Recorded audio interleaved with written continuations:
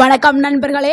நம்ம சமையல் அறையில எளிமையா கிடைக்கக்கூடிய ஒரு சின்ன விதைதான் வெந்தயம். ஆனா அதனுடைய மருத்துவ குணங்கள் பற்றி தெரிந்தா நீங்க ஆச்சரியப்படுவீர்கள். ஆயிரக்கணக்கான ஆண்டுகளாக இந்திய பாரம்பரிய மருத்துவ முறையில பயன்படுத்தப்பட்டு வருது வெந்தயம். இது உடலுக்கு பல்வேறு நன்மைகளை வழங்குகிறது. சர்க்கரை நோய் முதல் செரிமான பிரச்சனை வரை, முடி உதிர்தல் முதல் உடல் பலவீனம் வரை பல பிரச்சனைகளுக்கு வெந்தயம் உதவுது. இது ஒரு இயற்கை உணவாகவும் கருதப்படுது. இது இந்த வீடியோவில் வெந்தயத்தோடைய ஊட்டச்சத்துக்கள் என்ன, இது உடலுக்கு என்னென்ன நன்மைகளை கொடுக்குது, இதனால என்னென்ன நோய்கள் சரியாகுது, யாரெல்லாம் வெந்தயத்தை சாப்பிடலாம், யாரெல்லாம் சாப்பிடக்கூடாது, சரியான முறையில் எப்படி வெந்தயத்தை பயன்படுத்துறது அப்படிங்கிற முழுமையான ஒரு தகவலை தான் இந்த ஒரு வீடியோவில் பார்க்க போகிறோம். வீடியோவை ஸ்கிப் பண்ணாமல் பாருங்கள். உங்கள் ஆரோக்கியம் உங்கள் கையில் தான். ஸோ வீடியோவை முழுமையாக பாருங்கள். இந்த ஒரு வீடியோ உங்கள் வாழ்க்கையை மாற்றக்கூடிய ஒரு வீடியோவாக இருக்கலாம். வெந்தயம்ங்கிறது ஒரு சிறிய மஞ்சள் நிற விதைதாங்க. இதனுடைய அறிவியல் பெயர் ட்ரைகோனல்லா ஃபெனுக்ரிகம். இதில் இருக்கக்கூடிய முக்கியமான ஊட்டச்சத்துக்கள் என்னன்னா நார்ச்சத்து, புரதம், இரும்புச்சத்து, மெக்னீசியம், பொட்டாசியம், விட்டமின் B6, ஆன்டி ஆக்சிடென்ட்டுகள். இந்த சத்துக்கள் தான் வெந்தயத்தை ஒரு சக்தி வாய்ந்த ஆரோக்கியமான உணவா மாற்றுகிறது. இதனால ஏற்படக்கூடிய நன்மைகளை பார்த்துடலாம். நன்மை 1, இரத்த சர்க்கரை அளவை கட்டுப்படுத்துறதுக்கு வெந்தயம் பயன்படுது. வெந்தயத்தை பற்றி அதிகமாக பேசப்படக்கூடிய விஷயமே இதுதான். ஏன்னா எல்லாருக்குமே தெரியும் வெந்தயத்தை எடுத்துக்கிட்டோம்னா சுகர் லெவல் கண்ட்ரோலில் இருக்கும் அப்படின்னு. இதில் இருக்கக்கூடிய கரையக்கூடிய நார்ச்சத்து கார்போஹைட்ரேட் செரிமானத்தை மெதுவாக்குகிறது, சர்க்கரை உறிஞ்சுவதை கட்டுப்படுத்துகிறது, இன்சுலின் செயல்பாட்டை மேம்படுத்துறதுக்கு உதவுது. இதனால தான் இரத்த சர்க்கரை திடீரென உயர்வதை குறைக்கிறதுக்கு இது உதவலாம் அப்படின்னு சொல்கிறோம். சர்க்கரை நோயாளிகள் மருத்துவரோட ஆலோசனையுடன் கேட்டுட்டு நீங்கள் வெந்தயத்தை பயன்படுத்துறது நல்லது. அது வெந்தயம் மருந்துக்கு மாற்றாக இல்லை. நீங்கள் ஆல்ரெடி மருந்து மாத்திரை சாப்பிட்டுட்டு இருக்கீங்கன்னா அதை ஒரு புறம் சாப்பிட்டுட்டு வெந்தயத்தையும் எடுத்துக்கிறங்க. அப்படி இல்லை அப்படின்னா உங்களுடைய மருத்துவர்கிட்ட நீங்கள் போய் உங்கள் உடல் நிலையை செக் பண்ணிவிட்டு எவ்வளவு அளவு இருக்குது, நான் வெந்தயம் சாப்பிட்லாமா சாப்பிடக்கூடாதா அப்படின்னு நீங்கள் கேட்டுட்டு எடுக்கிறது ரொம்பவே நல்லது. ஏன்னா ஒவ்வொருத்தவங்களுடைய உடல் நிலையும் ஒவ்வொரு மாதிரி இருக்கும், ஒவ்வொரு மாதிரியான லெவலில் இருக்கும். ஸோ இது பொதுவான ஒரு தகவல் தான். அடுத்து 2வது நன்மை என்னன்னா உடல் எடையை குறைக்கிறதுக்கு வெந்தயம் உதவும். உடல் எடையை குறைக்கிறதுக்கு முயற்சி செய்வர்களுக்கு வெந்தயம் ஒரு நல்ல ஒரு உணவாக கருதப்படுது. ஏன்னா இதில் அதிக அளவில் நார்ச்சத்து இருக்குது. இதனால வயிறு நீண்ட நேரம் நிறைந்த உணர்வோடு இருக்கும். இதனால அடிக்கடி பசி எடுப்பது குறைய ஆரம்பிச்சிடும். தேவையற்ற ஸ்நாக்ஸ் சாப்பிட்ற அந்த பழக்கமும் குறைய ஆரம்பிச்சிடும். காலையில் வெறும் வயிற்றில் வெந்தய நீர் குடிப்பது பலராலும் பின்பற்றக்கூடிய ஒரு ஆரோக்கியமான பழக்கம். ஸோ வெந்தய நீரை நீங்கள் எடுக்க எடுக்க உங்களுடைய உடல் எடை உங்களுடைய கட்டுப்பாட்டில் வர்றதுக்கு இது உதவும். அடுத்து 3வது நன்மை செரிமானத்தை மேம்படுத்துறதுக்கு வெந்தயம் பயன்படுது. அதாவது இப்போ இருக்கிற காலகட்டத்தில் வயதானவர்களுக்கு முக்கியமாக வரக்கூடிய மிகப்பெரிய பிரச்சனை என்னன்னா மலச்சிக்கல். அடுத்து அஜீரணம், வயிற்று உபசம். இந்த பிரச்சனை எல்லாத்துக்குமே வெந்தயம் உதவுது. வெந்தயத்தில் இருக்கக்கூடிய நார்ச்சத்து குடலுடைய இயக்கத்தை சீராக்குகிறது, மலத்தை வெளியே தள்ளுறதுக்கும் உதவுது. ஸோ மலத்தை வெளியில் ஈஸியாக போக்குறதுக்கு வெந்தயம் பயன்படுது. நிறைய பேர் என்ன பண்ணுவாங்கன்னா பாத்ரூமில் போயிட்டு ரொம்ப நேரம் முக்கிக்கிட்டே இருப்பாங்க. ஸோ ஆனால் வெந்தயத்தை எடுக்க எடுக்க நீங்கள் பாத்ரூம் போனோடனே உங்களுக்கு மலம் வெளியில் வந்துடும். உங்களுடைய குடல் ஆரோக்கியத்தை மேம்படுத்துறதுக்கு வெந்தயம் பயன்படுது. ஏன்னா வெந்தயத்தில் ஊற வச்சு அந்த வெந்தயத்தை சாப்பிடும்போது அதில் வெள்ளை கலரில் ஒரு லேயர் இருக்கும். அந்த மியூசிலேஜ் உங்களோட மலத்தை இலக்கி வெளியில் தள்ளுற வேலையை செய்யுது. அடுத்து 4வது நன்மை கெட்ட கொழுப்பை குறைக்கிறதுக்கு வெந்தயம் உதவுது. இதய ஆரோக்கியத்திற்கு வெந்தயம் நல்ல ஒரு பொருளாக கருதப்படுது. சில ஆய்வுகள் தெரிவிப்பது என்னன்னா LDL கெட்ட கொழுப்பை குறைக்கிறதுக்கு இது உதவும். ட்ரைக்ளிசரைடு அளவை குறைக்கிறதுக்கும் பயன்படுது. இதய நோய் அபாயத்தை குறைக்கிறதுக்கும் வெந்தயம் பயன்படுது. அதனால எல்லாருமே வெந்தயத்தை உணவில் சேர்த்துக்கிறது ரொம்பவே நல்லது. அது உணவே மருந்துங்க. நம்ம நார்மலாக எல்லா உணவுப் பொருட்களையுமே உணவில் எடுத்துக்கிட்டே வரும்போது நம்ம உடல் எப்பொழுதுமே ஆரோக்கியமாகவே இருக்கும். ஸோ உணவே மருந்து கான்செப்டில் தான் இந்த ஒரு வீடியோவும். அடுத்து ஐந்தாவது நன்மை என்னன்னா, பெண்களுடைய ஆரோக்கியத்திற்கு வெந்தயம் உதவுது. பெண்களுக்கு வெந்தயம் மிகவுமே ஒரு பயனுள்ள ஒரு பொருளா கருதப்படுது. ஏன்னா, மாதவிடாய் காலங்கள்ல அவங்க வந்து ரொம்ப பிரச்சனைய வந்து சந்திப்பாங்க. அப்பொழுது ரொம்ப உடல் சோர்வா இருக்கும். சில ஹார்மோன் சமநிலை பிரச்சனைகள்லாம் வரும். ஸோ, அத எல்லாத்தையுமே சரி பண்றதுக்கு வெந்தயம் வந்து பயன்படுது. சிலருக்கு வந்து வயிற்று பகுதியில ரொம்பவே வலிக்கும், பிடிச்சு இழுத்த மாதிரிலாம் இருக்கும். ஸோ, அது எல்லாத்தையுமே சரி பண்றதுக்கு வெந்தயம் வந்து பயன்படுது.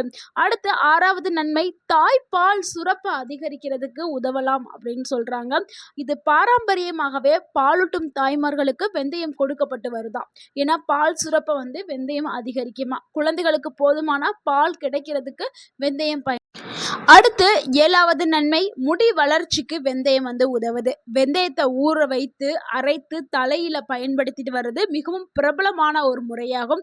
முக்கியமா இதெல்லாம் நம்ம வந்து அந்த காலத்திலேயே நம்மளுடைய முன்னோர்கள் பயன்படுத்திட்டு வந்த ஒரு டிப்ஸ் தான். முடியில வந்து இந்த பூச்சி வெட்டு, முடி வந்து 2ஆ பிரியிறது, இந்த மாதிரியான பிரச்சனைலாம் இருக்கும்போது நம்மளுடைய பாரம்பரியமாவே நம்மளுடைய முன்னோர்கள் என்ன பண்ணுவாங்கன்னா, இரவுல வெந்தயத்தை ஊற வச்சு காலையில நல்லாவே அதை ஆட்டி தலையில அப்ளை பண்ணி ஒரு 30 நிமிஷம் கழிச்சிட்டு குளிக்க வைப்பாங்க. ஸோ இப்படி செய்யறனால பொடுகு குறையும், முடி உதிர்தல் வந்து குறைய ஆரம்பிக்கும், முடி வேர்களுக்கு வந்து நல்ல ஒரு ஸ்ட்ரென்த் வந்து கிடைக்கும். ஸோ வெந்தயம் வந்து ஒரு குளிர்ச்சியை நம்மளுடைய பாடிக்கு குளிர்ச்சியை கொடுக்கக்கூடியது, முடி வளர்ச்சியை ஊக்குவிக்கிறதுக்கும் ஒரு ஒரு சிறந்த ஒரு உணவா இருக்குது. ஸோ நம்ம உள்ளாரவும் சாப்பிடலாம், வெளிப்பூச்சாவும் பயன்படுத்தலாம். அடுத்து நம்ம 8வதா பார்க்கக்கூடிய ஒரு நன்மை என்னன்னா, சர்ம ஆரோக்கியத்தை மேம்படுத்துறதுக்கு வெந்தயம் பயன்படுது. வெந்தயத்துல என்ன இருக்குதுன்னா, ஆன்டி ஆக்சிடென்ட்கள் வந்து இருக்குது. இந்த ஆன்டி ஆக்சிடென்ட்கள் என்ன பண்ணுதுன்னா, சர்மத்தை பாதுகாக்கிறதுக்கும், முகப்பரு பிரச்சனையை குறைக்கிறதுக்கும், முகத்தை வந்து நல்லா பொலிவா வச்சுக்கிறதுக்கும் பயன்படுது. நிறைய பேர் நம்ம பார்க்குறோம், அதுவும் முக்கியமா டீனேஜ்ல இருக்கக்கூடிய பெண்களெல்லாம் பார்க்குறோம், முகங்கள்ல வந்து பருக்கள் நிறையாவே இருக்கும். ஸோ அந்த மாதிரி பருக்கள் இருக்க பெண்கள் வெந்தயத்தை வந்து தொடர்ந்து நீங்கள் எடுத்துக்கிட்டாலோ, இல்லை வெந்தயத்தின் மூலமாக ஒரு ஃபேஸ் பேக் ரெடி பண்ணி முகத்தில் அப்ளை பண்ணிட்டு வந்தாலோ, அந்த பருக்கள் எல்லாமே வந்து மெதுவாக குறைஞ்சு போயிடும். உங்களுடைய முகத்திற்கு நல்ல ஒரு பொலிவும் கொடுக்கும். அடுத்து 9வது நன்மை, உடல் சூட்டை குறைக்கிறதுக்கு உதவுது. வெந்தயம் உடலுக்கு குளிர்ச்சியை வழங்கக்கூடிய ஒரு பாரம்பரிய உணவா இருக்குது. முக்கியமா கோடைக்காலம் வந்தாவே எல்லாரும் என்ன பண்ணுவாங்கன்னா, வெந்தய கஞ்சி, வெந்தய தண்ணி இதெல்லாம் எடுத்துக்குவாங்க. அதாவது நம்மளுடைய முன்னோர்கள் இதெல்லாம் பயன்படுத்தி தான் ஆரோக்கியமா 100 வயசு வரைக்கும் வாழ்ந்தாங்க. நம்ம வந்து மறந்துட்டோம். இப்ப இருக்கிற காலகட்டத்துல சூழ்நிலையில எல்லாம் வந்து ஃபாஸ்டா ஓடிக்கிட்டே இருக்கும். இந்த இதெல்லாம் யாருமே வெந்தய கஞ்சிலாம் செஞ்சு சாப்பிட்றதே இல்லை. அட்லீஸ்ட் வாரத்துக்கு ஒரு முறையாவது கோடை காலங்கள்ல வந்து வெந்தய கஞ்சி செஞ்சு நீங்க எடுத்துக்கிறது ரொம்பவுமே ஆரோக்கியமானது. அடுத்து 10வது நன்மை, ஆண்களுடைய உடல் சக்திக்கு இது உதவலாம். அதாவது சில ஆய்வுகள் என்ன சொல்லுதுன்னா, வெந்தயம் ஆண்களுக்கு உடல் சக்தி, உடற்பயிற்சி திறன், ஹார்மோன் சமநிலை போன்றவற்றுக்கு உதவக்கூடும் அப்படின்னு சொல்றாங்க. இதை அதிகமாக எடுக்கக்கூடாது, ஆனால் அளவாக எடுத்துக்கிறது ரொம்பவே நல்லது. ஸோ வெந்தயம் இவ்வளவு நன்மைகளை கொண்டிருக்குங்க. எப்படி இந்த வெந்தயத்தை நம்ம சரியான முறையில் வந்து பயன்படுத்துறது அப்படிங்கிறத பார்த்துடலாம். முறை 1, ஊற வைத்த வெந்தயத்தை சாப்பிட்றது தான் சிறந்தது. இதுக்கு வந்து 1 டேபிள் ஸ்பூன் வெந்தயத்தை இரவு முழுக்க ஊற வச்சுட்டு காலையில் எந்திரிச்சோன்னா வெறும் வயிற்றுல சாப்பிடலாம். அடுத்து முறை 2ன்னா, வெந்தய தண்ணி ஊற வச்சு அந்த வெந்தயத்தை வடிகட்டிட்டு தண்ணீரை நீங்கள் குடிக்கலாம். இல்லைன்னா அந்த வெந்தயத்தையுமே நல்லா வாயில போட்டு நல்லா மென்று திங்கலாம்.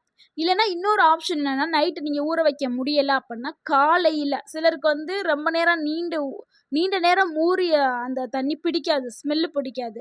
அப்படின்னா காலையில் இன்ஸ்டண்ட்டாகவே நீங்கள் எந்திரிச்சு 1 கிளாஸ் தண்ணியில் நீங்கள் என்ன பண்ணுங்க, வெந்தயம் 1 டேபிள் ஸ்பூன் போட்டு கொதிக்க வச்சு லைட்டாக ஒரு 5 நிமிஷம் நீங்கள் ஹீட் பண்ணிவிட்டு அந்த வெந்தயத்தை வடிகட்டிட்டு தண்ணியை மட்டும் குடிக்கலாம். இது ஒரு மெத்தடு. அடுத்து 3வது மெத்தட் என்ன, வெந்தய பொடிங்க. வெந்தய பொடி, வெந்தயத்தை வறுத்து பொடி பண்ணி வச்சுட்டு நீங்கள் 1 மாதத்துக்கு தேவையானதை ஒரு டப்பாவில் போட்டு நீங்கள் அடைச்சி வச்சுக்கணுங்க, காற்று போகாத ஒரு டப்பாவில். இதை வந்து இந்த பவுடர் என்ன பண்ணுறீங்கன்னா, மோர்லேயோ இல்லை நார்மல் சுடு தண்ணியிலோ கலந்து குடிக்கலாம். ஸோ அந்த அரைச்சி வச்சுருக்க பொடி வந்து 1/2 டேபிள் ஸ்பூன் எடுத்து நீங்கள் ஆட் பண்ணி நீங்கள் குடிக்கலாம். ஸோ இது 3வது மெத்தடு. 4வது மெத்தட் வந்து நம்ம சமையலில் எப்பவும் போல் சேர்க்கறது, சாம்பார், குழம்பு, ரசம் இதுலலாம். ஆனால் ரசம் இதெல்லாம் நம்ம சேர்க்க மாட்டோம். சேர்த்தா ரொம்பவே நல்லது. ஸோ வெந்தயத்த டெய்லி உணவுல சேர்த்து சாப்பிட்றது ரொம்பவே நல்லது. தினமும் எவ்வளவு அளவுனா 1 டேபிள் ஸ்பூன்ங்கிறது ரொம்ப ரொம்ப போதுமானதுங்க. அதுக்கு மேல வெந்தயத்த எடுக்க வேணாம். அதுக்கு மேல நீங்க எடுத்துக்கிட்டீங்கன்னா நல்லதுன்னு நினைக்காதீங்க. அது ஆபத்த குடுக்கும். வயிற்றுப்போக்கு, செரிமான பிரச்சனை, வாய்வு தொல்லை இதெல்லாம் ஏற்படலாம். ஸோ கவனமா நீங்க கையாளணும். 1 டேபிள் ஸ்பூனுங்கிறது போதுமானது. அடுத்து வெந்தயத்த யாரெல்லாம் சாப்பிடக்கூடாது, அதாவது எடுக்கக்கூடாது, அப்படி எடுக்கிறதா இருந்தா ரொம்ப கவனமா இருக்கணும் அப்புட்னா, ஆ ரத்தம் உறைதல் மாத்திரை எடுக்கிறவங்க, அதாவது பிளட் தின்னர் மருந்து மாத்திரை சாப்பிட்றவங்க, குறைந்த ரத்த அழுத்தம் இருக்கிறவங்க வெந்தயத்த கையாளும் பொழுது ரொம்ப கையாளணும். இல்லைன்னா தவிர்க்கிறது ரொம்பவே நல்லது. நண்பர்களே, நம்ம வீட்ல கிடைக்கக்கூடிய இந்த வெந்தயம் ஒரு சிறிய விதைதான். இருந்தாலும் அதனுடைய நன்மைகள் மிக பெரியது. இன்னுமே வெந்தயத்த உங்க உணவுல சேர்த்துக்கிறங்க. வெந்தய தண்ணீர் எடுத்துக்கிறங்க. உங்களுக்கு பலவிதமான நன்மைகள் கிடைக்கும். இந்த வெந்தயத்து கூடவே நீங்க சில டிப்ஸ்களை ஃபாலோ பண்ணுங்க. நீங்க நோயின்றி 100 வயது வரைக்கும் வாழலாம். தினமும் உடற்பயிற்சி ரொம்ப ரொம்ப முக்கியம். ஸோ உடலுக்கு 30 நிமிடம் உடற்பயிற்சி குடுங்க.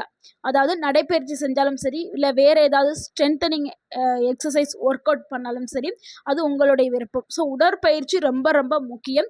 அடுத்து உணவு கட்டுப்பாடு.